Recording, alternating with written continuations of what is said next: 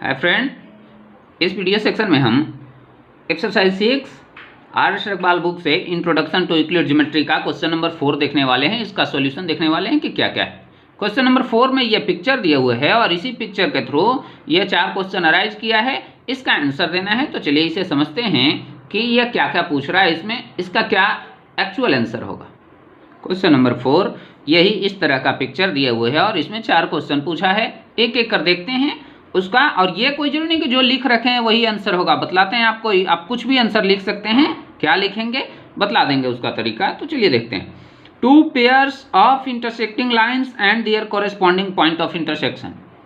2 pair देना है intersecting line का, यानी एक दूसरे को काटने वाला लाइन का। तो यहाँ देखिए, यहाँ 2 काट रहा है, ए बी काट रहा है और ई एफ काट रहा है। कौन से पॉइंट पे? आर पॉइंट पे। यहाँ आप ऐसा भी लिख सकते थे कि ए बी और जी एच काट रहा है। कौन से पॉइंट पे? आर पॉइंट पे।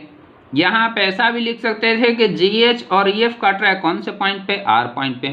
तो 3 पेयर आपको यहीं दिखेगा।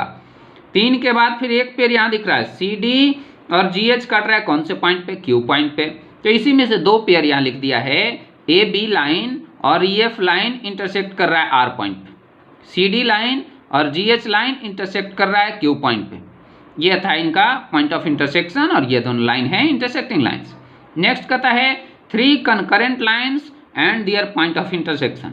यानी 3 लाइन जब एक जगह काटे तो उन्हें कंकरेंट बोलते हैं और 2 काटे तो इंटरसेक्टिंग। जैसा कि सब यह ज्योमेट्री पार्ट फर्स्ट में बतला दिया गया है। अगर आप अभी तक ज्योमेट्री पार्ट फर्स्ट नहीं देखे हैं तो उसे ज़रूर देख लेंगे। आपके नॉलेज के लिए, आपका कॉन्सेप्ट इन्हांस करने के लिए वो बहुत ही बेहतर वीडियो है। तो एक बार उसे ज़रूर देख लेंगे, लिंक डिस्क्रिप्शन बॉक्स में दिया हुआ है। तो चलिए समझते हैं। यह कंकरेंट लाइन, तो यहाँ देखिए आर पॉइंट पे 3 लाइन कट कर रहा है। एक लाइन ए बी है, दूसरा ई एफ है और तीसरा जी एच या एच डी। ये तीनों इसी पे काट रहा है, सिर्फ आर पॉइंट पे, सिर्फ आर पॉइंट पे काट रहा है। तीनों एक जगह काट रहा है तो कंकरेंट लाइन हो गए ए बी ई एफ और जी एच। और इंटरसेक्ट इनका पॉइंट ऑफ कंकरेंट बोलते हैं या इसी को पॉइंट ऑफ इंटरसेक्शन बोलते हैं। तो ये आर हो गया।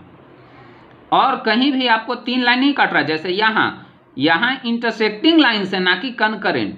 कंकरेंट के लिए 3 लाइन काटना चाहिए और इंटरसेक्टिंग के लिए 2 लाइन काटना चाहिए। 3 से अधिक हो जाए तो कंकरेंट चलेगा, लेकिन कम से कम 3 होना चाहिए कंकरेंट के लिए, जबकि इंटरसेक्टिंग के लिए सिर्फ 2, इसके अलावा कुछ नहीं। नेक्स्ट कहता है 3 रेज, इनमें से 3 रेज का नाम देना है।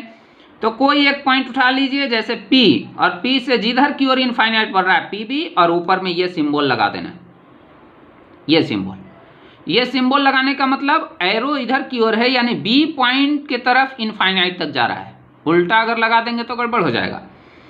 P से ही अगर दूसरा आप लिखना चाहते हैं तो PD और एरो लगाएंगे तो D पर ऊपर हेड रहेगा।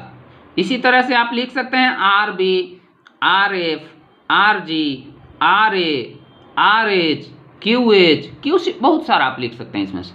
तो इसमें से 3 देना था, वो 3 का नाम यहाँ दे रखे हैं। नेक्स्ट कहता है 2 line segments. 2 line segment, 2 line segment देना है। लाइन सेगमेंट क्या होता है?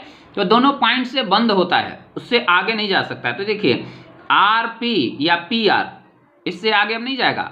तो RP दे करके और ऊपर में इस तरह का सिंबल दे देंगे, वार या छोटा लाइन सेगमेंट ड्रॉ कर देंगे। तो ये हो जाएगा क्या कि वो लाइन सेगमेंट RP। इसी तरह से line segment QP, line segment QR, line segment AR भी लिख सकते हैं आप, लेकिन उसके ऊपर सिंबल ये देना है कि ए से आगे नहीं जा रहा है, ए से आगे नहीं जाना है। अगर RA पर सिंबल आप दे देते हैं ये वाला, तो इनफाइनाइट तक जाएगा। RA को हम 3 तरह से लिख सकते थे। RA एरो दे दिए तो ये जा रहा है, फिर ये रे हो गया, ए के तरफ इनफाइनाइट तक जा रहा है। RA पे आप इस तरह का सिंबल दे दिए, तब ये क्या हो गया कि ना R बढ़ रहा है ना A बढ़ रहा है, यानी लाइन सेगमेंट ये हो गया। और यही RA के ऊपर में आप इस तरह का सिंबल दे दिए तो ये हो रहा है कि A के तरफ ही इनफाइनाइट तक जा रहा है और R के तरफ ही इनफाइनाइट तक जा रहा है। तो ये लाइन हो जाता है। तो सिंबल का यहाँ फर्क है, आप सिंबल के थ्रू इसको आराम से नाम दे सकते हैं। तो यही था इसमें 4 क्वेश्चन। अब अगले वीडियोज में हम सब देखेंगे क्वेश्चन नंबर 5 को।